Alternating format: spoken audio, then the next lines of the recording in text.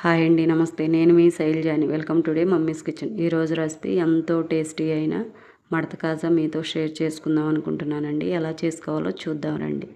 చాలా టేస్ట్గా చాలా బాగుంటుంది. మనకి బయట స్వీట్ బండి దగ్గర దొరికిద్ది కదండి, ఆ మడత కాజా ఇంట్లోనే ఈజీగా ప్రిపేర్ చేసుకోవచ్చు. టేస్ట్ కూడా చాలా బాగుంటుంది. ఎవరైనా ఇష్టంగా తింటారు ఇంట్లో. ఎలా చేయాలో చూద్దాం రండి. గిన్నె ఒకటి తీసుకొని ఒక కప్పు మైదా తీసుకొని జల్లించుకోవాలి.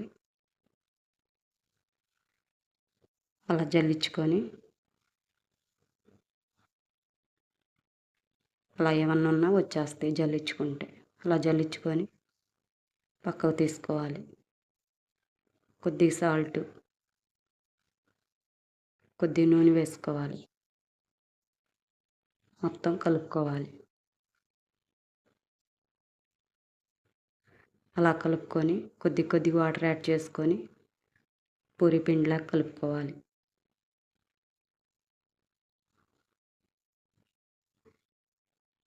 అలా కలుపుకోవాలి. అలా సాఫ్ట్గా కలుపుకోవాలి. అలా కలుపుకొని మూత పెట్టి ఓ 10 నిమిషాలు పక్కన పెట్టుకోవాలి. పాకం రెడీ చేసుకుందాం. పొయ్యి మీద గిన్నె ఒకటి పెట్టుకొని 1 కప్పు పంచదార వేసుకొని 2 కప్పులు వాటర్ యాడ్ చేసుకోవాలి. మీరు స్వీట్ ఎక్కువ తినేవాళ్ళు అయితే అరకప్పు వేసుకోవచ్చు.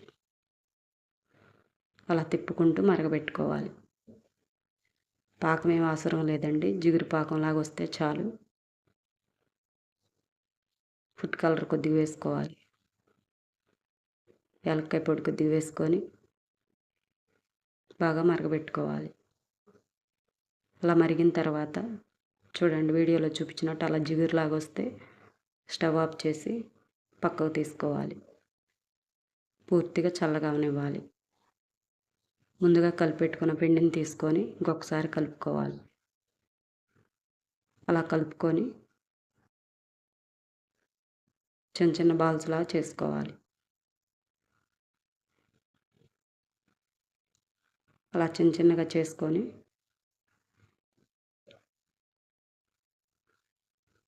మొత్తం పిండి అలానే చేసుకోవాలి.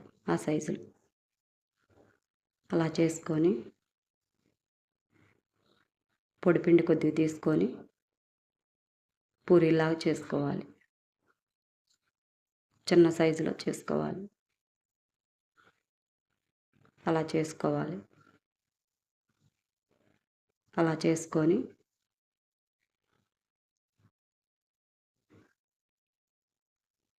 ఫోర్క్ ఒకటి తీసుకొని అలా కన్నాల్లా పెట్టుకోవాలి. అలా పెట్టుకుంటే పూరీలాగా పొంగకుండా ఉంటుంది. అలా పెట్టుకొని ఒకవైపు అలా మడతేసుకోవాలి. రెండో వైపు కూడా అలా మడతేసుకోవాలి. అలా మడతేసుకొని ఓ ప్లేట్లో పెట్టుకోవాలి. అలా చక్కగా చేసుకోవాలి. ఇంకొకటి చేసి చూపిస్తాను చూడండి. అలా పొడిపిండి వేసుకొని చేసుకోవాలి. అలా చేసుకొని ఫోర్క్ ఒకటి తీసుకొని అలా గుచ్చుకోవాలి. అలా గుచ్చుకొని మడతేసుకోవాలి. అలా వీడియోలో చూపించినట్టు మడతేసుకోవాలి. అలా చేసుకోవాలి. మొత్తం పిండి అలానే చేసుకొని ప్లేట్లో పెట్టుకోవాలి. అలా ప్లేట్లో పెట్టుకొని పక్కన పెట్టుకోవాలి. పొయ్యి మీద ప్యాన్ పెట్టుకొని ఆయిల్ కొద్దిగా పోసుకోవాలి. నూనె వేడైన తర్వాత, వేడైందో లేదో చూద్దాం. అలా వేడైన తర్వాత ఒక్కొక్కటిగా వేసుకొని ఫ్రై చేసుకోవాలి.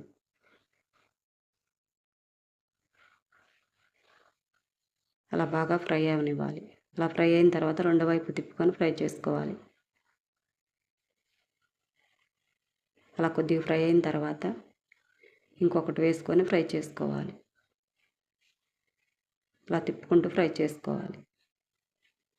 అలా బాగా ఫ్రై అయిన తర్వాత ముందుగా పాకం పక్కన పెట్టుకున్న దాంట్లో వేసుకోవాలి.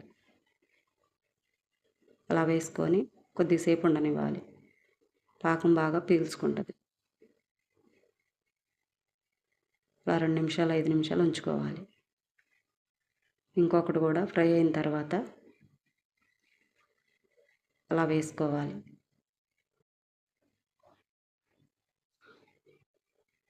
అలా వేసుకొని పాకంలో బాగా మునగనివ్వాలి. అలా వేసుకోవాలి మొత్తం. ఇంకొకటి కూడా అలా వేసుకొని ఫ్రై చేసుకోవాలి. అలా మొత్తం అలా ఫ్రై చేసుకోవాలి. అలా ఫ్రై చేసుకొని పాకంలో వేసుకోవాలి మొత్తం.